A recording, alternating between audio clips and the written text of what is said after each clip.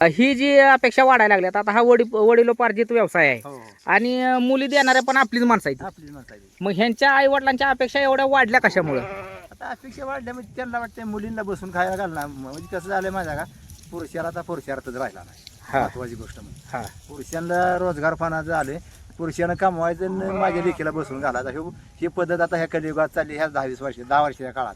पूर्वी बरोबर. तसं नव्हतं. हं. संसार हा नवरा बायको मध्ये बैलजोडीचा गाडा आहे. दोघांनी हाकायचा. दोघांनी हाकायचा. ते आताच्या बायकांना ते नाही वाटत. आता एकट्याच्या बायकांना काय वाटतं की एकानंच वडायचं आणि एकानं नुसतंच बसून खायचं. बर मग ही कुठेतरी पद्धत चुकीची आहे नाही, चुकीची, आणि साफ चुकीची आहे. आई वडिलांच्या सुद्धा अपेक्षा कमी झाल्या पाहिजे. झाल्या पाहिजे. आणि जर आपण बघितलं तर नाही म्हणलं तरी वर्षाकाठी 8 ते 10 लाख रुपये ह्याच्यातनं कमाई होती. थोडंफार कष्ट आहे पण जर दोघांनी मिळून केलं तर करण्यासारखा व्यवसाय आहे आणि नक्कीच फायद्यात आहे. फायद्यात आहे. आणि नोकरदारापेक्षा तरी किती नाही, पटीने केलं चांगला आहे. दोघांनी मिळून केलं तर लय फायद्यात आहे. पण नोकरीला तर सरसच व्यवसाय म्हणू शकतो आपण. हो. बरोबर 8 लाख म्हणलं तरी नाही म्हणलं तर महिन्याला 80,000 80 सोडा पण 50,000 रुपये तरी पगार कुणाला आहे का? होतोय. बारीक सारीक आपली कामच होऊन जाते ती. हो मुलांची लग्न बिग्न बरोबर. काय एखादी विहीर पाडायची म्हणा हा शिवाय एखादी खरेदी निघाली शेजा पाजारी खरेदी घ्यायची होती.